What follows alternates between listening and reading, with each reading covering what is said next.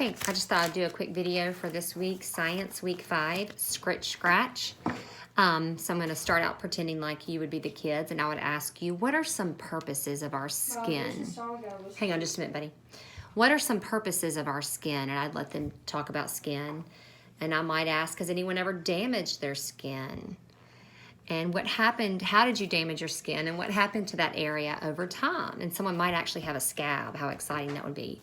And we could all look at it and say, you know, what is that? How did that form? Was your skin healing, or is it going to stay damaged forever when you do that? And so that would lead us into the fact that God created our skin and He made it to be able to replenish itself. The dead skin cells slough off. You have new skin cells at the bottom, and as they grow, they push those dead skin cells and they flatten out and dry out, and then they slough off. And this happens, the life cycle of a cell is about once a month. So those skin cells that are underneath, they're growing, they'll be up in about a month. And those dead skin cells will go away, and the skin will continue to replenish itself. And we would talk a lot about what might be the purpose of those dead skin cells. Is there a reason that they're there and that God created it for them to stay there for a while until they slough off? And what do our cells do in our skin? Or what does our skin do? What's its purpose? And so we would talk about the fact that it protects us and name a lot of things that it protects us from. We could talk about the fact that it helps hold things in through connective tissue. And so we would discuss that. We would also talk about the fact that what do cells need to stay alive? They need blood supply. So we can assume that the top layer of our cells don't have blood.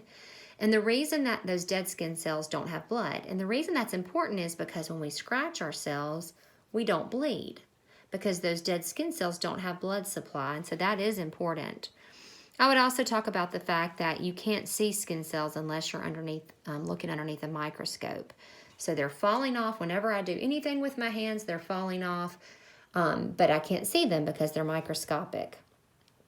And then that would lead us into the fact that we're going to use chalk and sandpaper for an experiment to see if we could see our cells, what it looks like every time something rubs up against our skin. So I just scratched my arm. What did it look like when I scratched my arm? What did those dead skin cells do? Or if I wipe my nose like this, what happens to those dead skin cells that are on my nose? When I put my shirt on in the morning, what happens to the dead skin cells that brush up against it? When I wave to someone, are my dead skin cells doing something?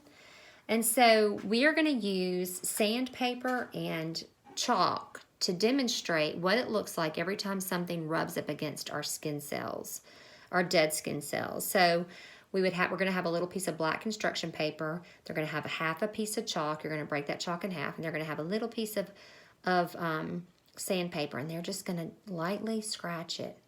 And they might be a little more vigorous, like they're really scratching hard, and then they can do it kind of harder and see, oh, when I scratch my skin hard, more of those cells fall off.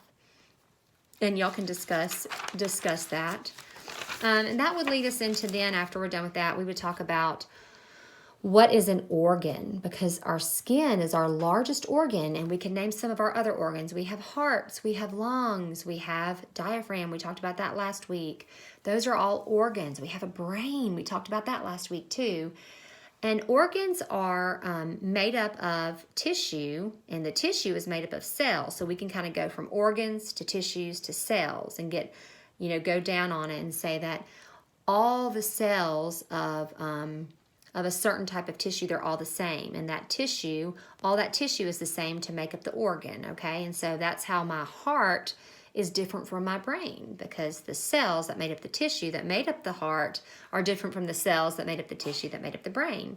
The same as the skin. The cells that make up the skin are different from the cells that made up my heart. So we would talk about the different types of cells and tissues and organs, and then we can say that skin is our largest organ, and that for an adult, our skin is about 20 square feet. If it was all stretched out together, it would take about 20 square feet. And that's when I would pull out the painter's tape and say, we're going to use rulers and we're going to measure out 20 square feet. And so for the older kids, I'd even ask, how can I figure out 20 square feet? And they might say 2 times 10, 1 times 20, hopefully 4 times 5, because that's what we're going to use.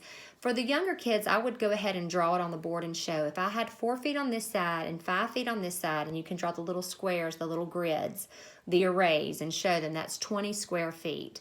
And then use the painter's tape and do it on the floor for them to actually see.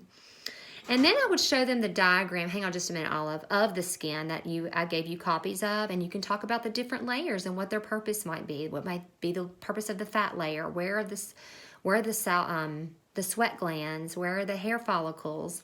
And why are those importantly placed? And then to end our day and just to have fun with it, I got the sugar scrub. So every one of you is going to get a bowl with about a third of a thing of the sugar scrub, because I bought 2 and there's 6 of y'all. So if you divide each container into thirds, that's about how much you need for your class. And you'll take that into the bathroom, or you can go to the cafe area. That may be a better idea, since you're going to have some boys in your class. And you can just put that on their hands and say, we're going to wash off as many dead skin cells as we can and feel the fresh skin cells underneath. And so that would be a fun way to end your experiment for week 5.